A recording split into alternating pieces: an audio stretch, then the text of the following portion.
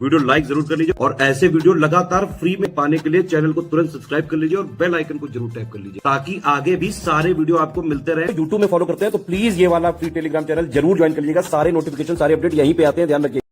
Hello everyone, welcome to study for civil services.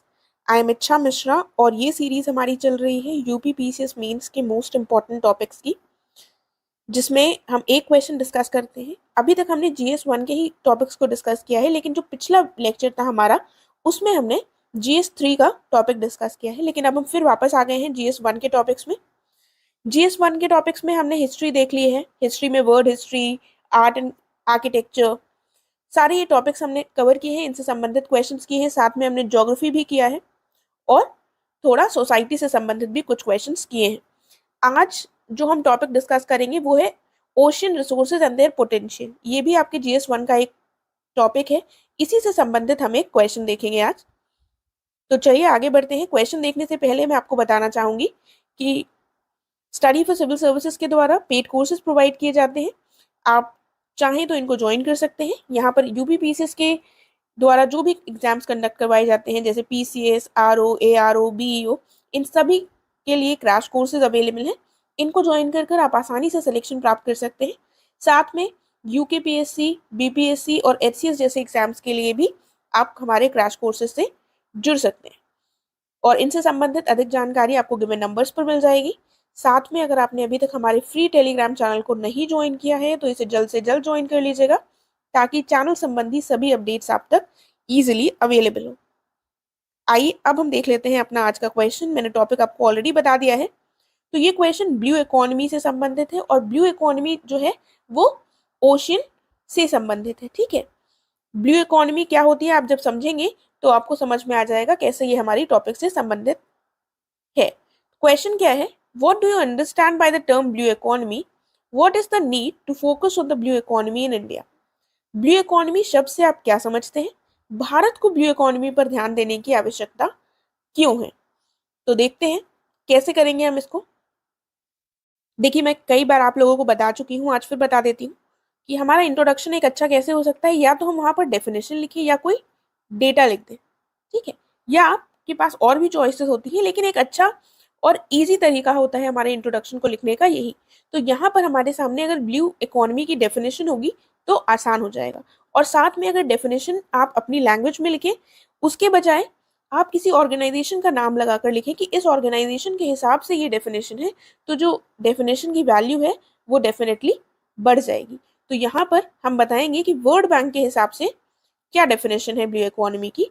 Blue economy world bank के हिसाब से होता है sustainable use of ocean resources for economic growth, improved livelihoods and jobs while preserving the health of the ocean system.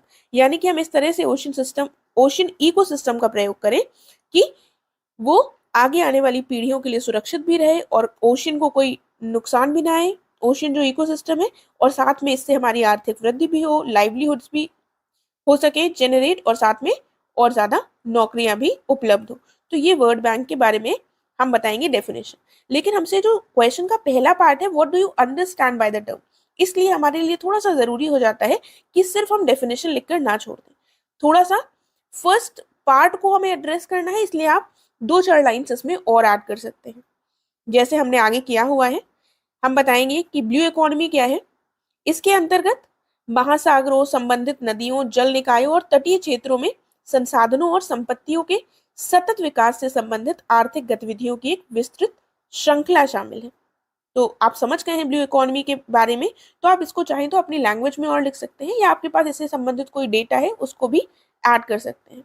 क्योंकि हमारा ये पहला part का क्वेश्चन था, क्वेश्चन का पहला पार्ट था, इसीलिए हमें थोड़ा सा इसको डेफिनेशन से आगे बढ़कर एड्रेस करना होगा। अब जो क्वेश्चन का दूसरा पार्ट है उसको हम एड्रेस करेंगे। वो क्या है, need to focus on blue economy. Bharat के लिए क्यों जरूरी है कि हम इस पर फोकस करें। सबसे पहला क्या पॉइंट है, पहला पॉइंट हो जाता है कि इंडियन ओशियन रिम एसोसिएशन, यहां पर भी हम इसका नाम लिख देंगे तो वैल्यू ऐड हो जाएगी हमारे पॉइंट में। इसके अनुसार जो ब्लू इकोनॉमी है ये खाद्य सुरक्षा, गरीबी उन्मूलन, जलवायु परिवर्तन के प्रभावों को कम करने में, व्यापार और निवेश में वृद्धि करने में, समुद्री संपर्क में वृद्धि करने में, विविधीकरण में वृद्धि करने में और रोजगार सृजन, साथ में सामाजिक आर्थिक योगदान में प्रमुख भूमिका निभा सकती है।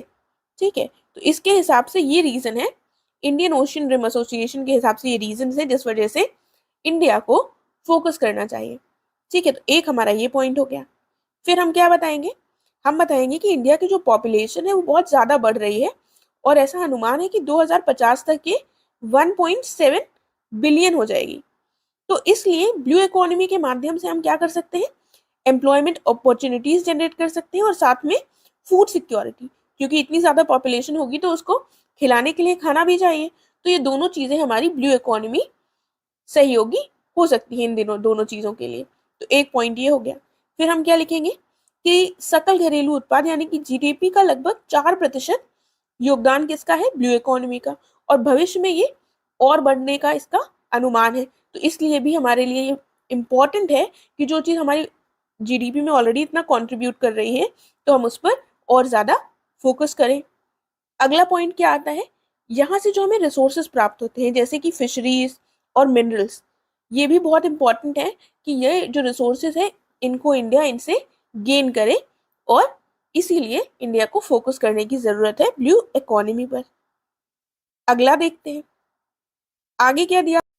देखिए, पॉलीमेटालिक नोड्यूल्स, इनका क्या होता है, इनकी बहुत ज़्यादा व्यावसायिक महत्व है, यानी कि कॉमर्शियल इंपॉर्टेंस बहुत ज़्यादा है। ये जो नोड्यूल्स होते हैं इसमें निकल है, कोबाल्ट है, लोहा है, मैंगनीज जैसे एलिमेंट्स हैं जो कि समुद्री तल में लाखों वर्षों में निर्मित होते हैं। तो ये काफ़ी इंपॉर्टेंट हो जाते हैं, इसीलिए एक ये भी रीज़न है कि इनको ऑब्टेन करने के लिए इंडिया को अपनी ब्लू इकोनॉमी पर फोकस करने की आवश्यकता है। तो ये हमने पॉइंट्स डिस्कस कर लिए। अब हम कंक्लूजन में क्या लिखेंगे, हम कंक्लूजन में बताएंगे कि जो हिंद महासागर है, ये ब्लू इकोनॉमी की अगर बात हो रही है तो इंडियन ओशियन इंडिया के लिए बहुत इंपॉर्टेंट है ब्लू इकोनॉमी के पॉइंट ऑफ व्यू से।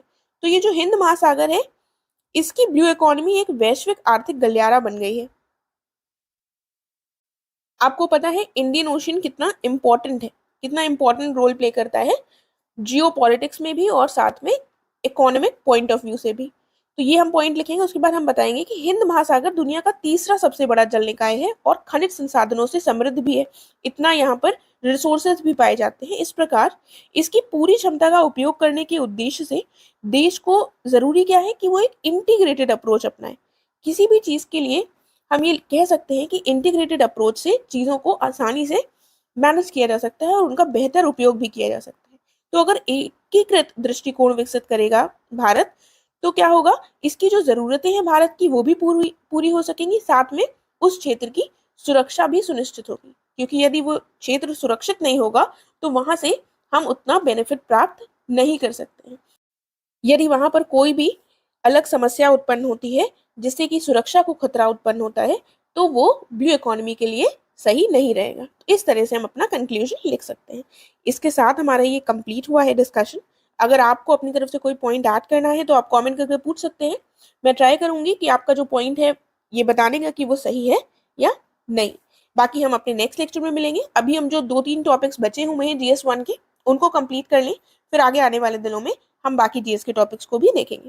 Thank you so much.